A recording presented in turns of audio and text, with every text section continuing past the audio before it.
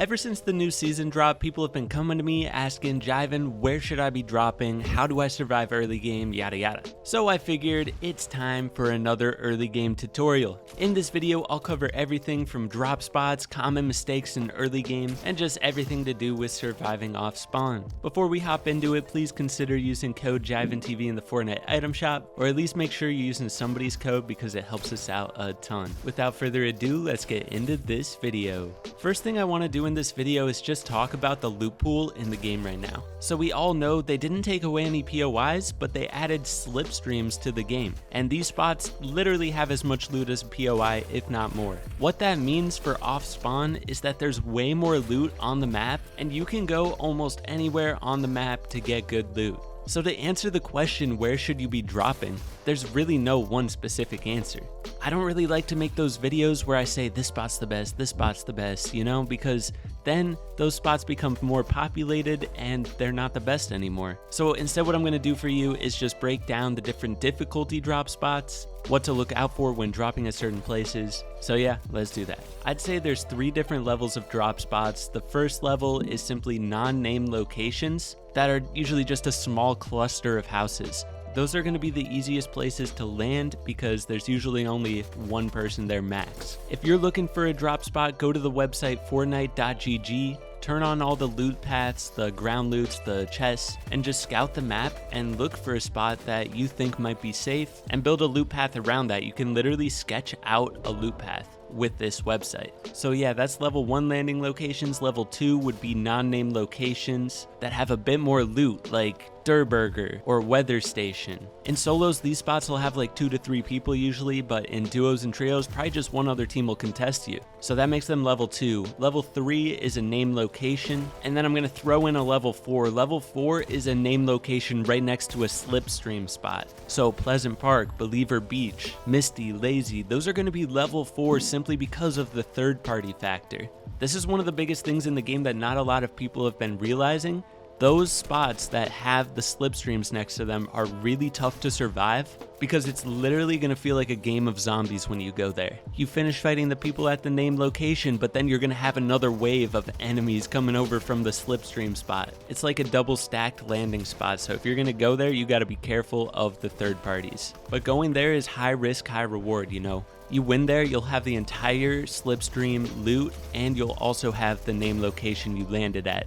So that's my thoughts on drop spots this season. What I recommend you do is get a few places that you're really comfortable with. That way you can switch it up, you don't get bored of one spot, and you can also have multiple places that you can test out for scrims, tourneys, etc. That way if one doesn't work out in the first tourney, you'll have a backup plan that you're already comfortable with. Okay, so drop spots covered, let's talk about some strategies to survive off spawn more often. So the first strategy, this could be a big one for cash cups. Let's say you're going to a location that has multiple loot paths nearby it, and your goal is to get looted up before fighting, and that should usually be the goal. Something you can do is when flying in, aim between 2 different loot paths. Pull out your gliders so that you're high enough to go to either one, and that way you can scout the area, see who's going where, and go to the less contested area. This will help make it so that you don't have to fight without a shotgun or shield. It'll minimize your RNG, and that is such a crucial thing in this game.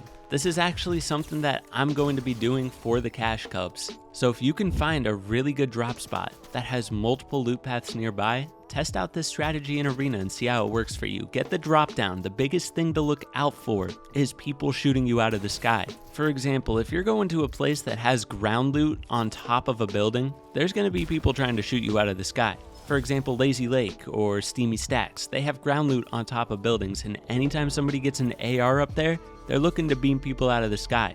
And they're going to aim for the people that pull out their gliders too early. So if you're going to try this drop spot, make sure you know where ground loot spawns. That way you can curve away from it and avoid getting shot out of the sky.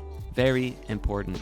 Now let's say you're not going with that strategy, you're going to a named location, and you've been struggling with having people land at your building and getting worse loot than them. What I like to do when I land at a named location is aim between 2 buildings. It's a very similar strategy. I pull out my glider and I'm gliding straight between two buildings while scanning the area. If I see two people go into one of the buildings and one person go into the other, I'm gonna go to the place that only has one person. Or if I see one person go into one building and nobody go into the other, I'm gonna go to the other building with no person. This is a god tier strategy if you're trying to get looted up before fighting. Some people get tunnel vision and just go to their same building every single time, but if you can give yourself more options with your drop, that's ideal. Next part of this video, we're going to talk about actual fighting strategies off spawn. First thing, and this may be obvious, you want to try your best to get a shotgun, shield, and some mats before fighting. Ideally like 200 mats or so. Obviously, you won't always be able to do this, it's just the ideal situation. You want to try to figure out which parts of your landing spot actually give the most mats so that you can get it as fast as possible. For example, like I go steamy, I know that the floors give like 20 metal for every floor you break, and that's like the fastest way to get mats at steamy, so I make sure to farm the floors while I'm looting. Next thing to go along with that is because you're so low on mats, you usually want to try to minimize the amount of builds you use. If you saw my video about how to play while minimizing building, that's the perfect playstyle for off-spawn fights. Looking for peek shots, alpha positioning on the enemy, stuff like that goes a long way off spawn. You don't want to be doing any fancy edit coursing fancy moves because a lot of times that's going to get you killed. Focus on winning off spawn strategically and save that stuff for the mid game. But yeah, if you haven't seen that minimized building video, I'll add it as the link at the end of this video so you can watch it next.